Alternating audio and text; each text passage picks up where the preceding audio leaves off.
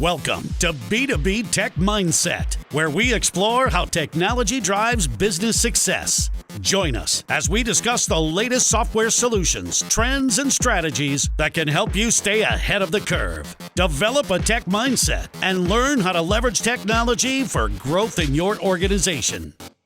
Hello and welcome back to a new episode of the Tech Mindset podcast. And today we want to touch the very controversial and it's a really interesting topic of leadership. And we came up this time with a different format. So we want to go through a case study and see, and with that, we want to pick apart the different components of leadership and dig deeper in how we can learn, best attributes, and perhaps not the very best, the ones that are perhaps the shallow also, but to have a full picture of what it entails to take leadership. What are the different components? What is the definition of leadership? What is to be a leader, want to be a leader, that kind of thing. Yeah, basically there are many type of leaders. So we are basing this talk in what we always talk about tech on software as a business. So basically, on those leaders in software as a business or SaaS on technology, they have to have a set of characteristics that they are not common for other type of leadership, like for example in the army. So if you are a leader in tech or you want to be a leader in tech, you have to be able to adapt very quickly to change, because the technology landscape and the technology market, the market as a whole, is changing very rapidly. So as a leader, you want to be able to adapt and change as fast as possible. Also, you will have to have technical expertise in the things that you are a leader in. If you are a leader in team that does development operations, you should at least know something about development operations. In the best case scenario, you have done that yourself in the past, so you know what your team is doing or the people you are leading is doing. Same goes hand in hand with the rapid change, with the agile mindset. A lot of companies are using agile on Scrum or those methods to organize their work. So you have to be familiar with that as well.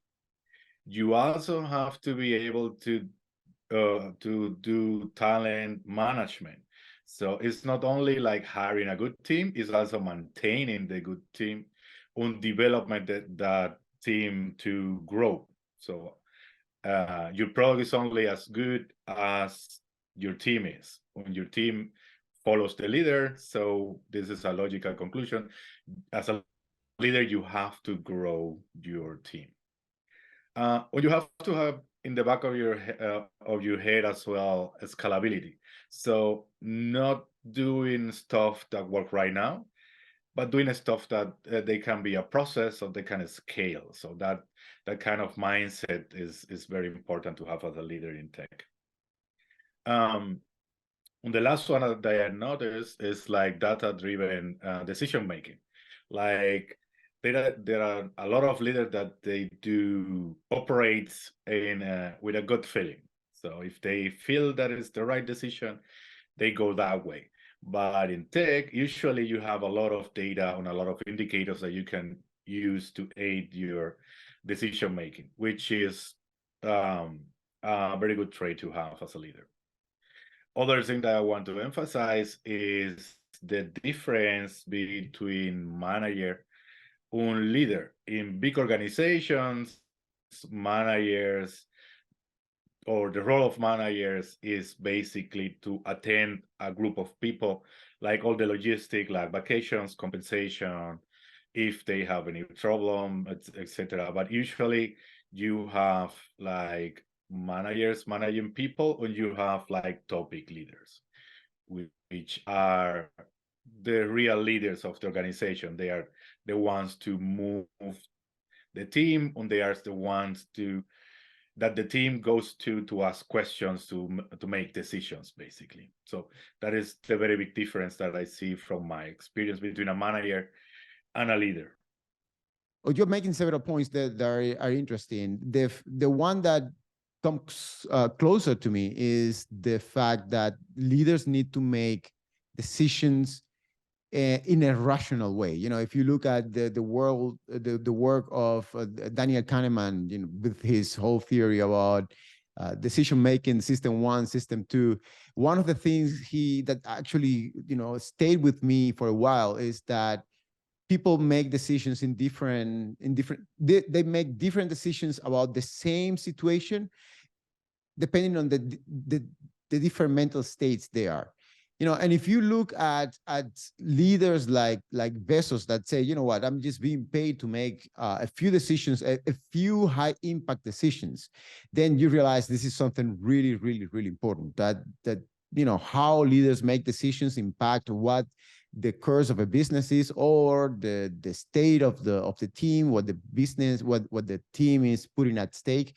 Then it's really important for them to have a way that is reproducible, that is, you know, that is, they have certain level of accountability, and they can trace back and say, well, you know what, we make this decision, and that's why this and that happened. And, you know, to have a clear framework about how to do that, I think that's pretty important. And the many other things that also are super important in terms of leadership to do properly, you know, to have this emotional intelligence, you know, how to connect, how to read people, how to read the situation, how to understand themselves. So not only be focused on the outside, but also be focused on or understand their own mental state. And, you know, that plays with how you communicate with people, that plays with if you are in the right mental state to make the right decisions.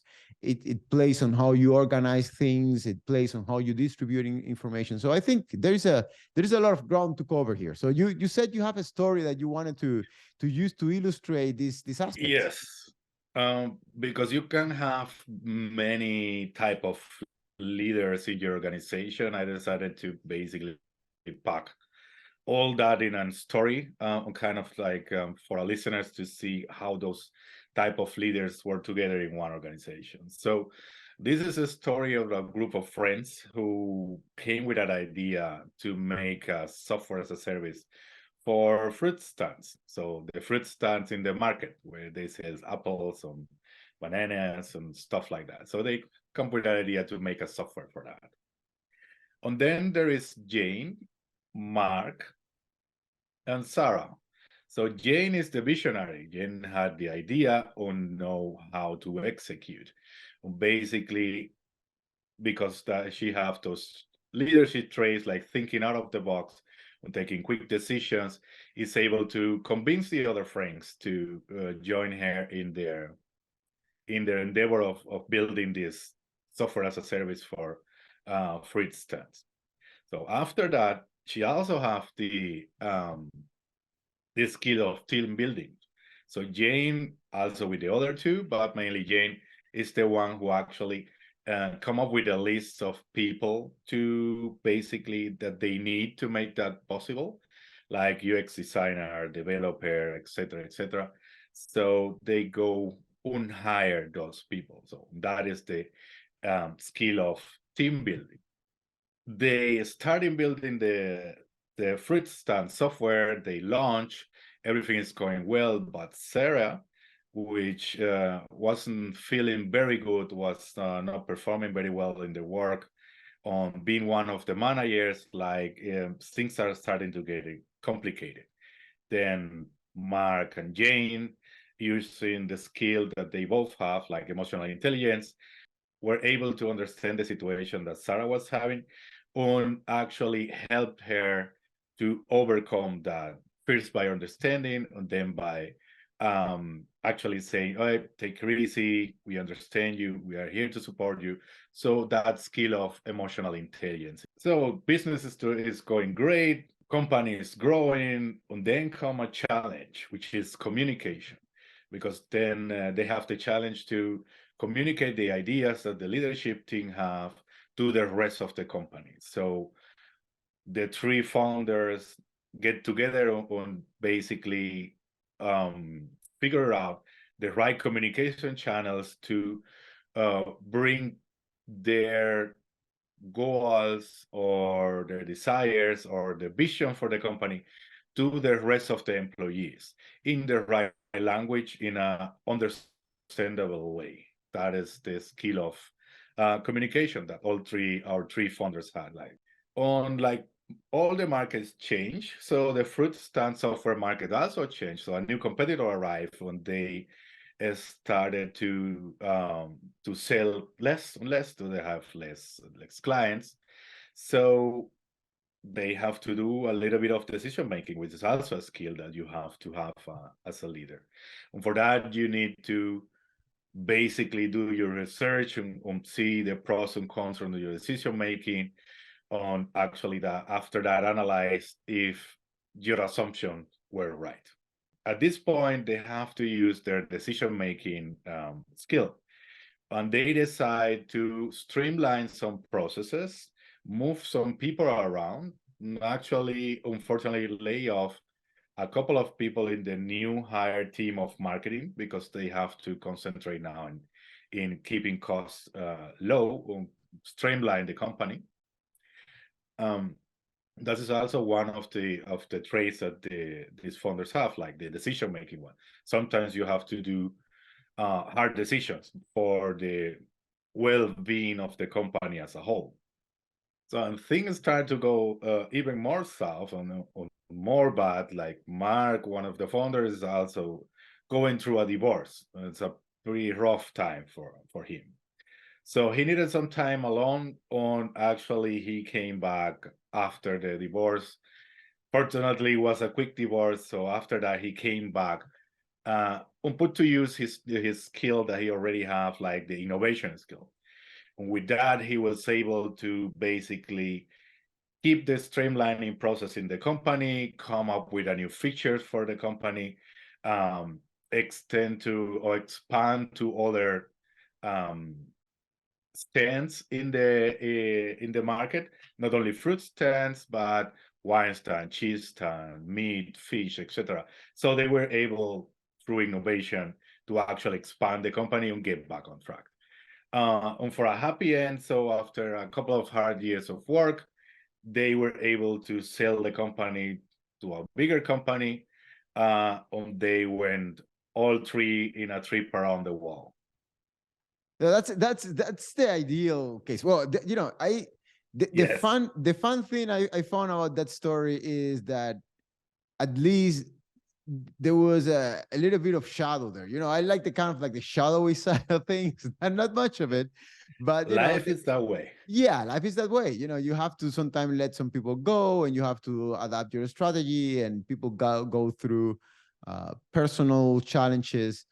And I think that story actually pretty much summarizes what, you know, people go through in the whole experience of building a business and trying to lead that. And I think we can dig into some of the aspects they have, you know, that you laying out there, because, you know, just to summarize a little bit the structure, because I found this structure pretty good. You know, you start with a vision and a strategy, then you move to team building, then the emotional part, how people communicate with each other, how people make decisions, and finally innovation, how innovation comes in the mix. So you went through all these points. I think it makes sense to dive a little bit more in the substance and how these things happen.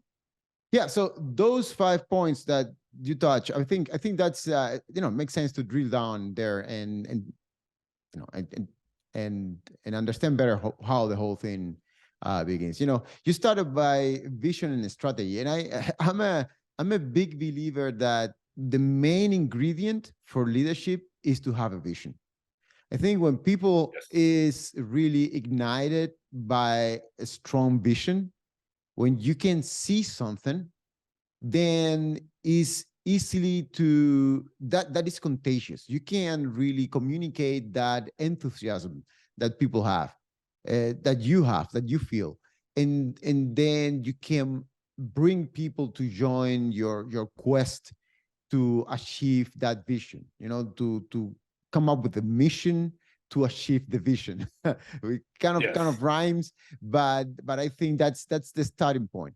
And I would like to think that there is a recipe to have a strong vision, but I think there isn't. What do you think about it? Well, vision.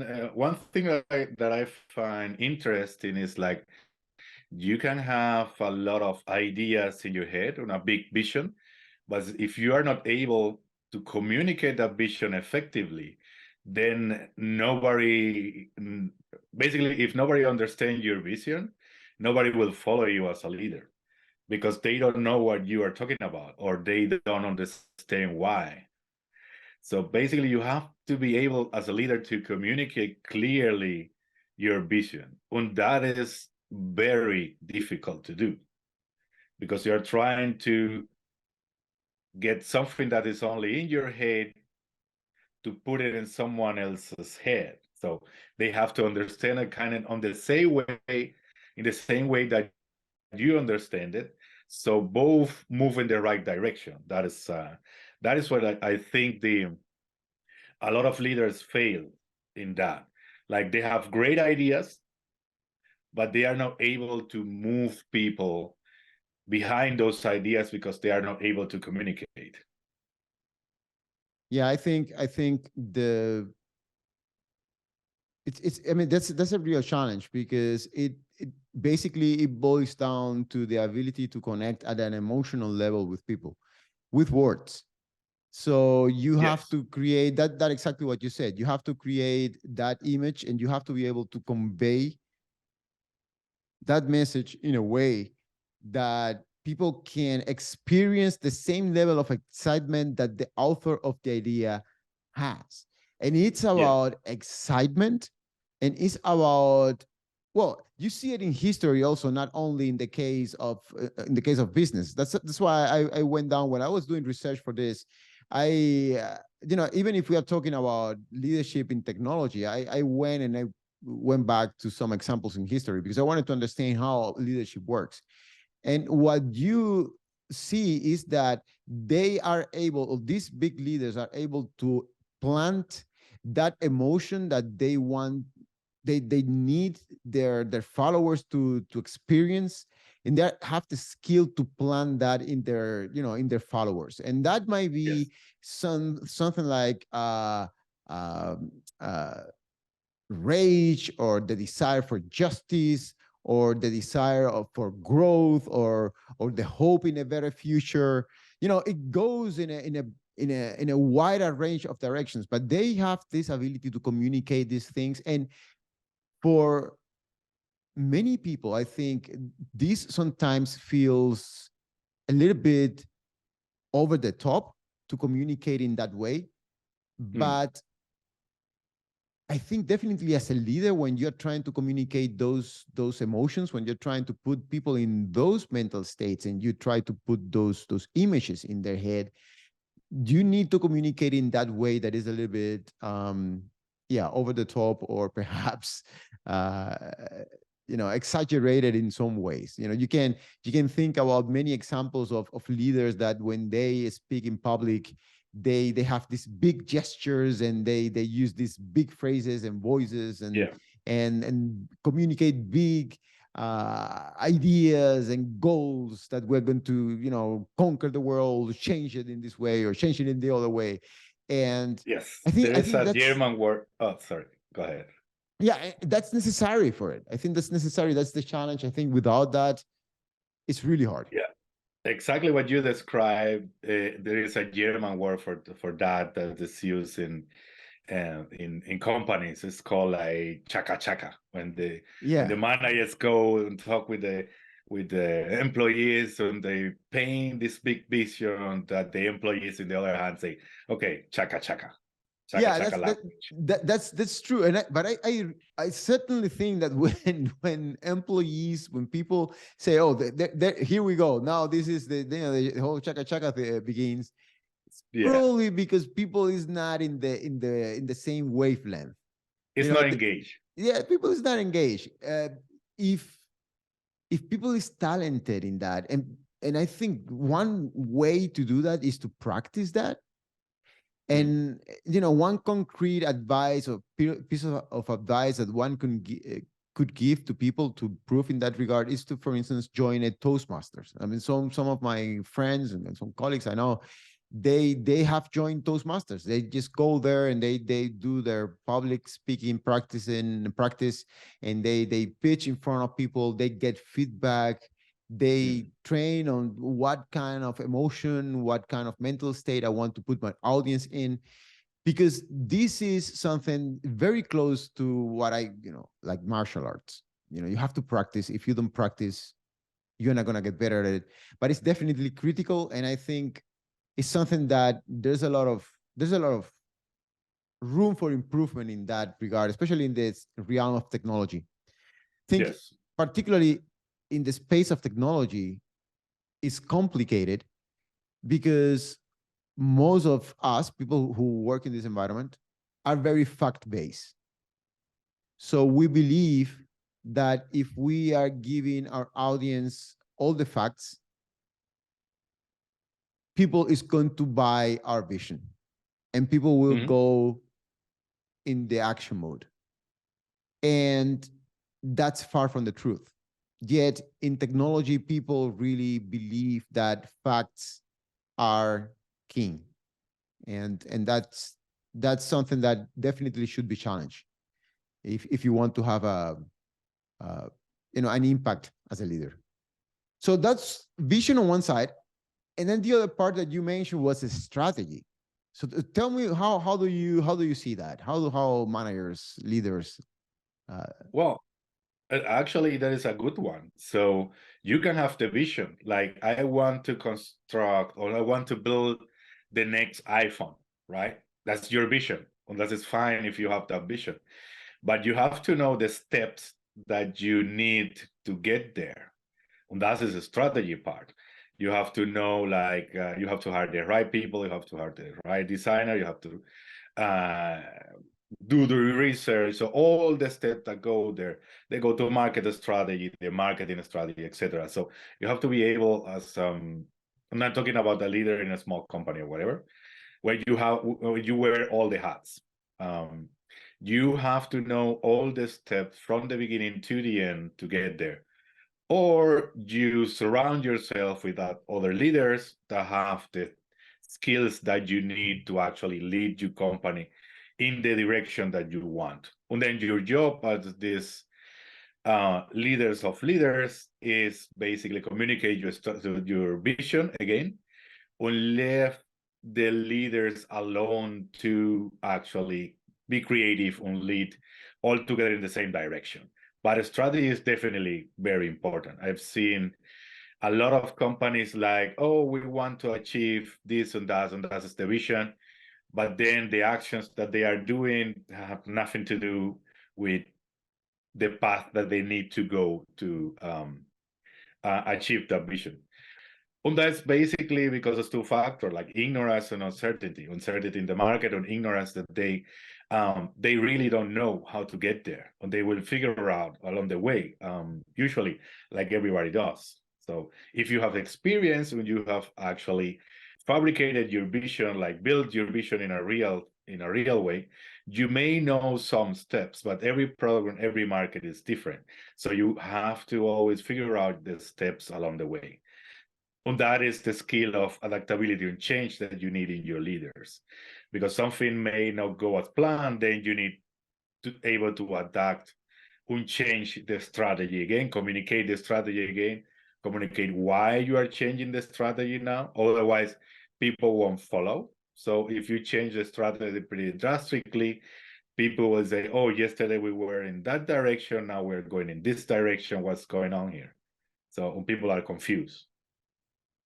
That's a tricky one. That's a tricky one, especially in the case of business, because if you talk to entrepreneurs or people in general, if you talk to military leaders, political leaders, business leaders, if you talk to them, or if you look in history and you look at where they ended and you look at where they started, there is a huge gap between what they wished for and where they ended up. So the original plan usually is not the thing that is going to be executed step by step. However, for people to follow you, they need that certain level of certainty.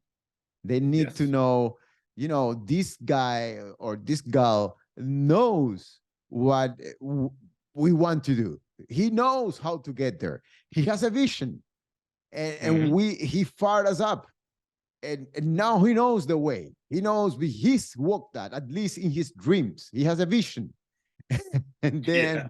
and then the trick is, how do you connect that with the natural uncertainty of walking a path that no one has walked before? No one has built that organization before.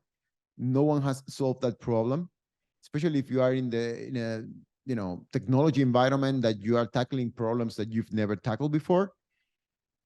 How you make people believe that the market is going to react the way you expect it's going to react. And I think the key there is consistency, accountability, up to a certain extent, also transparency, but also Yes. to have this self-confidence. I think the self-confidence in the vision rather than in the path towards, or the tactical aspect of how I go from A to B and from B to C and from C to D, but the constancy and the energy to say, you know what, we are going to achieve this goal. This is where we want to go. And no matter what it takes, we are going to go walk the path and we're going to get there. And make it believable, that people can actually relate to that and say, oh yeah, we believe this. This is something what we can work on, and we can sacrifice and invest and do a bit of our time and our resources in this vision. That's important. And yes, to have a plan is important, and also to be able to navigate the to have the craft skills to navigate the situations is very critical. But above all is to be able to communicate, in my opinion at least, is to be able to communicate the self-confidence that yes, we can achieve this if we work together. And what is important is the end point, is the vision. And the way to get there, you have to keep in mind, people, that perhaps we might have to be flexible. Yes. So that's definitely something. But it's an excellent point. But because if it goes wrong, I've been there. People begins to think, or people begins to put in question what is the strategy.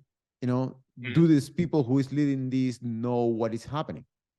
Yes. And sometimes it's being masked by, we have a very dynamic environment, this is a dynamic environment. Oh yeah, that's a lot of companies have a very dynamic environment. Yeah, well, that because means they don't know what they are doing. Yeah, I mean, sometimes it's really dynamic. Sometimes it's really dynamic, and people is doing, is moving really fast, and people is adapting and moving forward.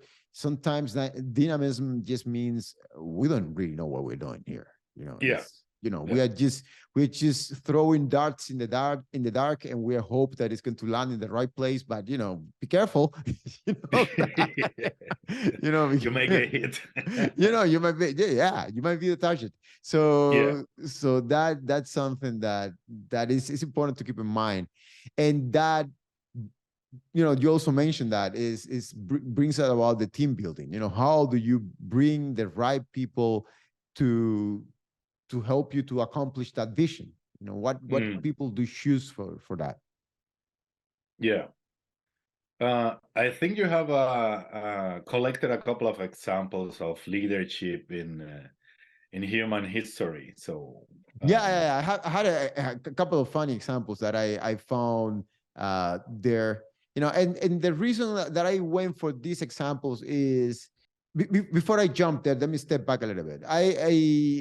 In one of the mentors that I had, they said something interesting. Said, of all the skills that you can have, the technical skills, especially if you're in technology, technical skills, we already have spoken about this, the technology cycles, and changes pretty often.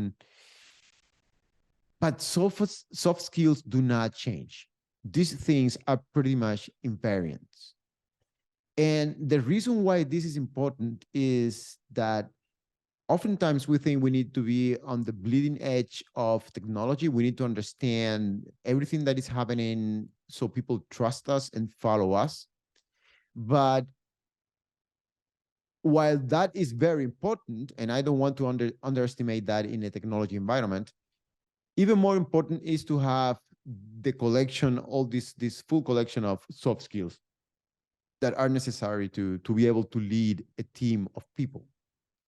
And for this reason, when I was doing research about this, I decided that I wanted to look for historical examples of leadership. I wanted to see what were historical cases of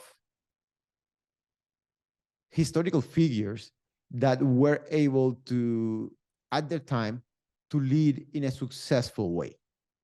And because I didn't want it to fall into some cliche or the standard cases that people say, you know what, think about, I don't know, Julius Caesar, or think about, you know, the standard Napoleon, you know, the leaders, which, you know, they are remarkable leaders. My task was to find the most diverse kind of groups. And so I also wanted to, you know, I wanted to have ladies, I wanted to have gentlemen that were working and see how they kind of were doing this. And they have a couple of examples, like for instance, Genghis Khan. Genghis Khan is a really interesting case of leadership. Because he delivered. You know, he delivered. He, you know, not that he particularly struggled, but you can imagine if you are where he grew up in the steppes and that region of the world, kind of Siberia almost, you know, Mongolia is not exactly an environment that is like a soft environment. It's pretty harsh, the climate and everything there. And this is a society of warriors that he grew up in. This is tough people. And nevertheless, in his time, he managed to conquer the world in a way that I think probably have never been seen afterwards. You know, he expanded his empire from coast to coast in the Eurasian continent, which is huge. And I think that's never happened before. You know, we've seen attempts to repeat that act, but it's really hard. And he managed to do that. How you do that? Well, he had a vision. He has the vision for the Mongol Empire, and then he knew how to execute.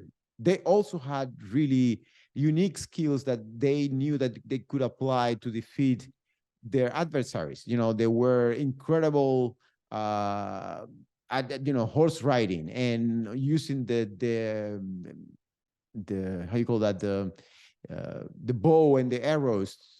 Bow and arrow. Were riding, you know, and that was amazing. But yet, you know, you need to combine the skill, the right kind of people, you know, the right kind of warrior, the team building to be able to execute that. But then there is beyond that also the aspect, that the shadow side of it, you know, because I think something that we were discussing offline before beginning the conversation, leadership is not exactly a popularity contest.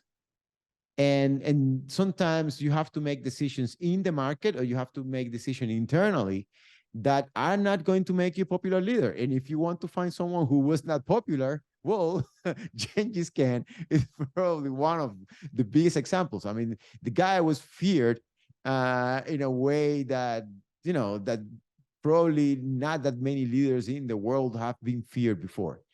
And while this is an extreme example of, and even perhaps the way he executed his plan, you know, he was not up to certain extent. He was a cruel conqueror. Still, he was able to bring all his people together in that common mission.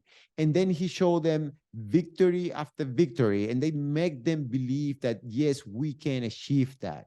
And I think that's an important lesson to take from, in the business environment, that if you lead people with that vision, if you bring them victory after victory, if you bring people together with a special skill set, I can do horse riding and I can shoot an arrow on the goal. Think about the best analogy you can find for that in the software world. Probably adaptability is one of those. Yeah. Then you can conquer the world in that sense. So that, I think that's an interesting example. And another example that I found fascinating was the one of Cleopatra. That's another one that Cleopatra is an interesting one, because she was the last pharaoh of the ancient Egypt. Now, by being the last one, you can't say, well, she brought in the downfall of the Egyptian empire. After 3,000, 4,000, 5,000 years of the empire, I don't know how long it lasted. She brought the empire to its knees, but she remained in history of someone who was pivotal in the whole history, European and North African history. And she, for instance, is well known by the alliances that she was able to build. As a leader, you need to identify with whom are you going to make alliances. She went really close when she realized that her empire was being weak and she was being perhaps threatened by other enemies. Well, she went for help in the Roman Empire, and then she built this alliance. Obviously, has to be told that she was also from a Macedonian origin, so she was closer from the Romans than probably she was to the other guys, to people in Egypt. But nevertheless, she was really keen to build these alliances, and this is something that in the business environment is also really, really, really important. Build alliances. Who are the partners you want to use to scale? Exactly. That the people that is working with you understands, oh, you know what, we are going to work together. We are partners with this and this company who are leaders in this environment. This reinforces the morale of your team.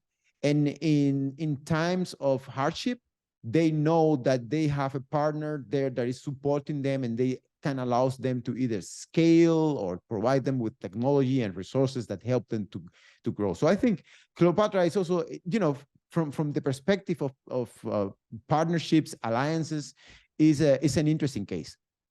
On the shadow side, which is the also interesting side that I like to always touch, on the shadow side, she was extremely manipulative, extremely. She's famous for that. She played, she was seducing all, the Roman emperors one after the other. She was flirting with Julius Caesar, and then she was flirting with the next one that came after him, and she was playing games with the generals that were involved. And she was very, you would go, at the time there was not Machiavellism, but today she will be called like a Machiavellic manipulative person. And she did a lot of that. And while that is a negative property, Machiavellism has this connotation of, well, this is someone who can think strategically. This is someone who can delay gratification in the short term, and then invest in the long term and do things that perhaps are not the most, I don't want to say not ethical, but perhaps not the things that are not the most obvious at the moment, and then invest in the long term. And again, on one side, she built alliances. On the other side, she plays these kind of dark games that might or might not have lead to the demise of her empire, but was part of what made her a great leader. People knew that when you were leading with her, she would be able to influence people. That would be probably a better way than using Machiavellism or being a seductress. She was able to to influence people, and she was able to create important alliances. So these two examples, and obviously there are many more. I mean, I found Joan d'Arc, Ashoka was a pretty interesting one, Charlemagne.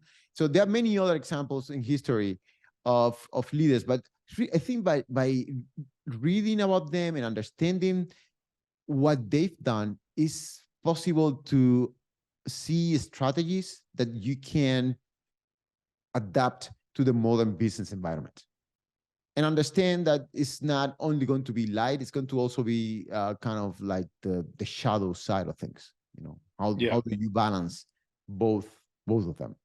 Yeah. On one main aspect of leadership haven't changed since forever. It's like dealing with people. Yeah. So you can be a leader in tech, dealing with technological problems, but at the end of the day, in your company, in your business, you are dealing with people and you are leading people. So we haven't changed in millennia. So it's the same problems all over again, and you need the same set of skills to be able to be a successful leader. Yeah, and the interesting thing, I mean, I was not a huge fan of history when I was at school. I was, to be honest, I was pretty bad. I like between Spanish and history, those were the two things that were for me like torture. Yeah. But I think the problem that with history was that the way it was delivered, it was not like as something that you can learn from.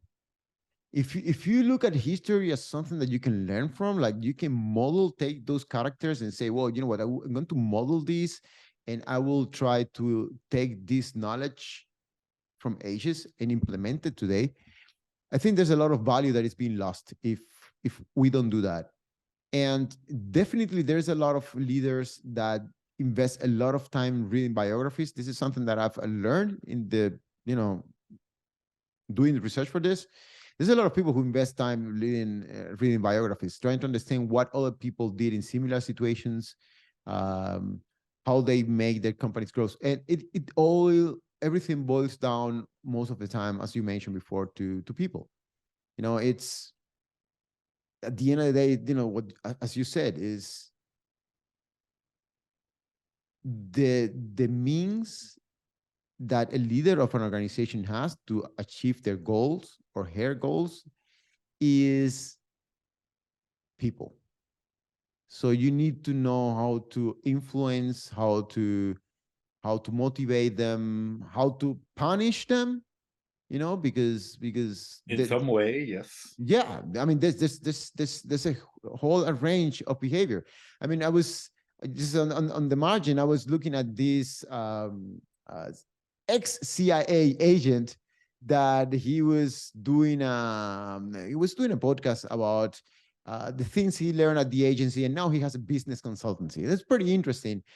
And then he mentioned a framework to identify how to influence people. And the name of the framework is actually the mnemotechnic resource is pretty cool. It's called RICE, like RICE. And it begins with R, reward. So some people, you can reward them to get to a result.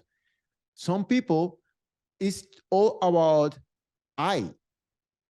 ideology. If you sell them a vision that is big enough, that connects with them, they will go through that vision, and they will, fight till death if necessary, because they believe in that vision. And we have a bunch of examples, positive and negative, of people who have done that. But then the two next ones are pretty interesting. So the C stands for coercion.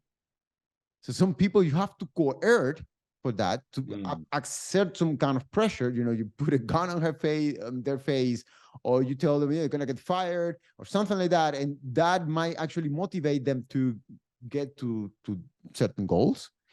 And the last but not least is extortion. So sometimes some people, it's a kind of a hard one. And again, this is a general framework for influence, but if it works for that agency, it might work also. I'm not saying that people have to go there and try to find out what personality model everyone has. You don't have to store your colleagues. Yeah, but so that's not the advice we're giving here. This is not advice. This is just information, and this is just for entertainment purposes. But I think it's important for people to understand that there is a bright side of influence, and that there is, in the same word, in the same framework, there is a shadow side of influence. I think that's super important to understand that both exist. I think it's also super important to understand that, I think leaders should invest in psychology. I don't know what you think about that. They should invest in psychology. They should know that stuff. Basically they are dealing with people day in, day out, or they are trying to influence people on basically not manipulate it, but inspire, and try to move people in one direction. So they have to definitely to know how people work. If they don't know, they are not able to touch those, to evoke those sentiments in people that actually make them move. Because if you are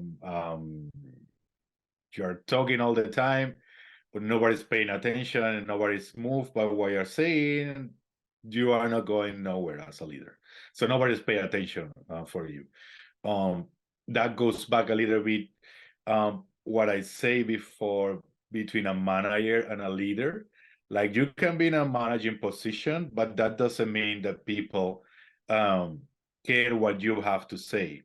So you may be in that hierarchy position, and people do what you say because you are in that position. If they don't do, then they may get in trouble for some reason. But that doesn't mean that they trust what you are doing, or they see you as a leader. They see you as a manager. So, which is basically what you are doing. It's like you are like delegating, or you're ordering stuff to be done. A leader is someone that's able to inspire other people to follow him executing that vision that we were talking before. Yeah, I think, there is this model of the 3 spheres that, first sphere is yourself, then the relationship with others one-on-one, and then the one-to-end relationships that you have. How do you talk to a crowd? How you influence a crowd?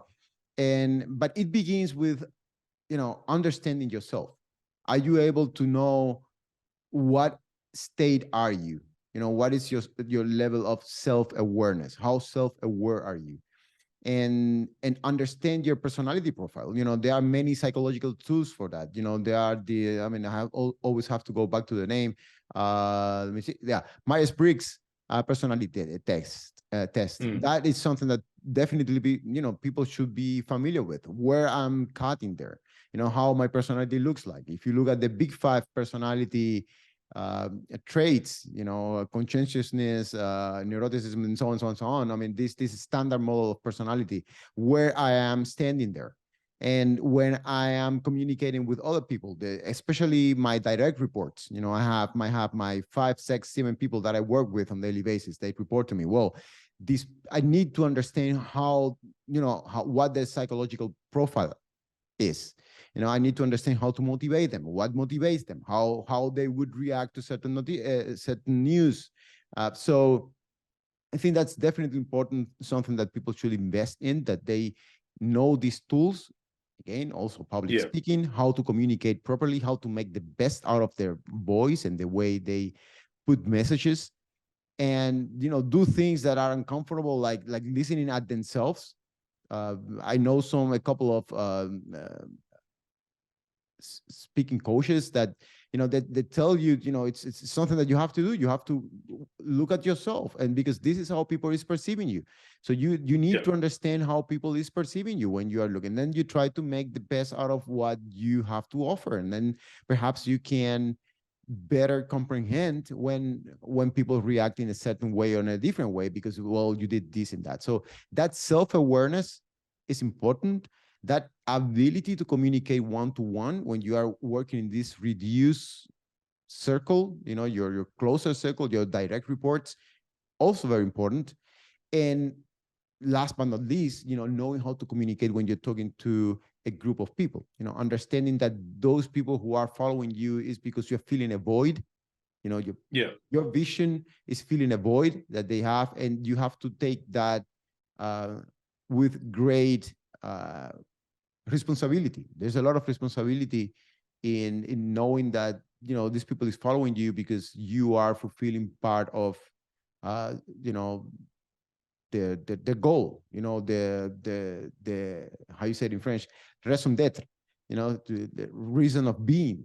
So it's the reason of being. Yeah. So that's something that is important. It has to be taken really in a responsible manner. So I think the leadership topic is something that we can dive, go on and on. And I think probably makes sense perhaps to in a future episode to talk on the real like the tactical aspects, because that's, at least for me, that's something that I really enjoy, is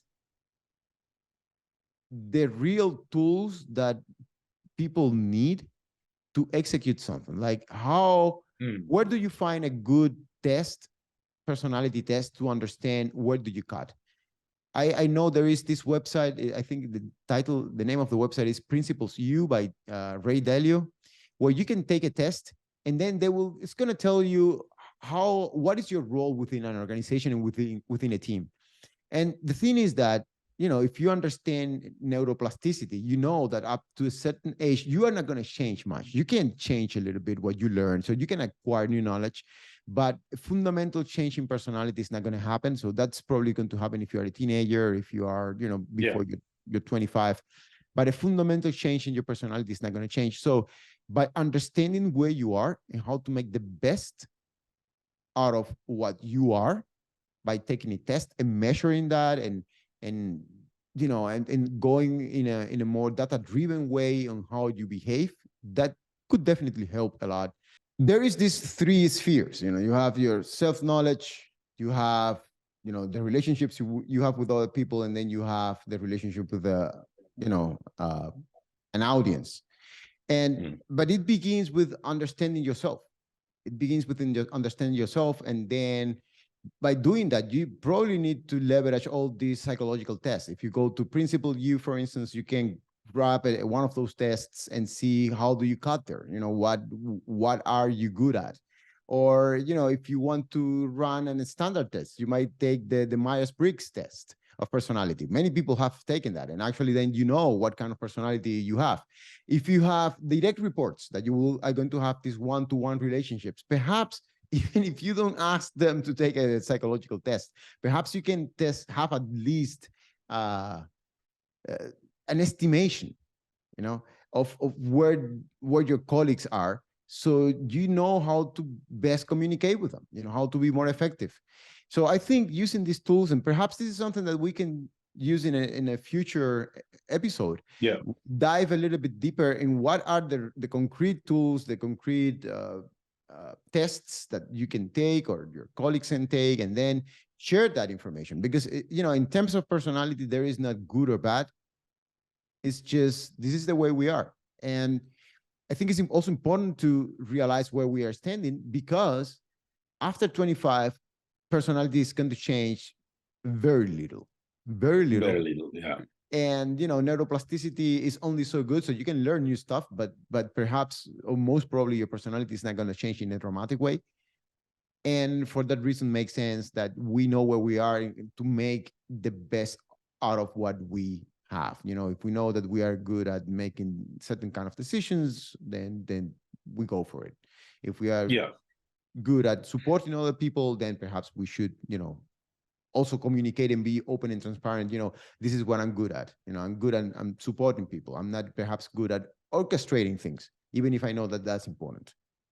So that's one thing that also is worth to mention is like the leaders are not these angels sent to your organization to guide you by the golden path of success. No, it's not like that. It's like leaders also come and go. There are people like you and me, they just have the qualities that makes them a leader, even if they want or they not. Maybe it is by necessity, but nobody else is doing it, so they assume that position themselves.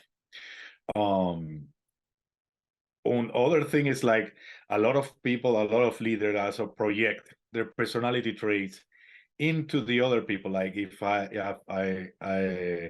if a leader is self-driven, they think that all the people are self-driven and they don't need motivation. That is actually a mistake, because then you get frustrated if the people you are leading are not self-motivated, and you are also not motivational enough. They won't be motivated or doing what you need them to do. When you will not understand that if you're projecting your self-motivation into other people. And the same goes with fears, with a lot of other emotional traits that people project into other people. And leaders do that as well. Yeah, it goes. I mean, you put it in when you were going through the history. Is the part of the emotional intelligence that I think we Yes. haven't spoken much about it, but is the ability to have the empathy. You know, and it's funny when we were discussing about the preparation of for the episode, we were looking at, well, no, empathy is interesting. It's pathos, you know, is the pathos is the emotions, is to be in the emotions of the other, is to be on the place on the other of the other. And but that requires that ability to be on the shoes of the other. It requires, first of all, for me to have self-awareness, to understand where I am and how am I feeling, and to understand, well, I'm a self-driven person because of this and that and that and that, and that other person might differ from me, and to have that sensibility to be able to understand that and to navigate around that. It's part of the emotional intelligence. And yes, that can be trained, but as everything is something that has to be practiced. You know, it's how to read emotional states of people. And you know, another important aspect of emotional intelligence is to be able to read the room. Is also something that you've been referring a couple of times. You know, you are talking to people and you need to be able to measure the temperature of the room, how people is, you know, how the message is landing. You know, it's like, it's am I in the North Pole or I'm in the equators? You know, it's like people is really fired up and people is really, you know, getting it. Or I need to find perhaps what are the triggers that allow me to motivate them on understanding why they are not, what are we not in the same page? Yeah. Well, nowadays that's pretty difficult to do if you have to do the online meetings or whatever. On most of the people in the meeting have the camera off. It's not like you can see for the set of camera feeds that what everybody's thinking. It's definitely harder to do that in a screen than in a crowd. In a crowd works better, in my opinion. But if half the people have the camera off, you don't even know if they're even there. That's true. You know, that's but again, that's part of the culture. I think when we talk about remote work, that's something that, you know, that's something that could be part of the culture. Now, do you want to show your face? Or we do agree we don't want to show our face. I mean, there are some salespeople who are pretty effective at selling on the phone. You know, they can really convince people, but it's hard. I mean, you're right. If you cannot read the facial expressions, it's very hard to understand how things are landing. You can also observe how things are landing, looking at behavior of people, you know, how people is behaving after the fact. And that's true. And then seeing how effective your communication skills are or not, and how effective their communication channels are or not. You know, so you have protocols in place for that.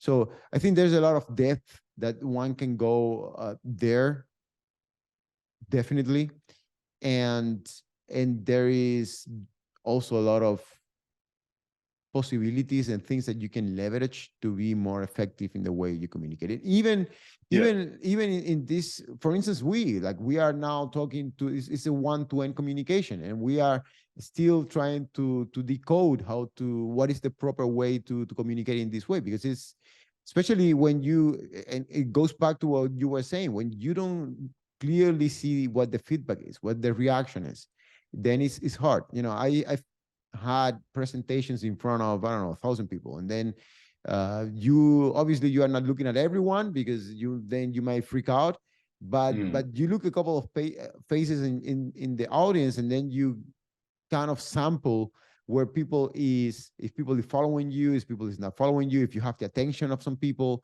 how is, if you have an attention drift, you know, if you have to move to a different topic. If you are communicating online, you don't have that. Nope.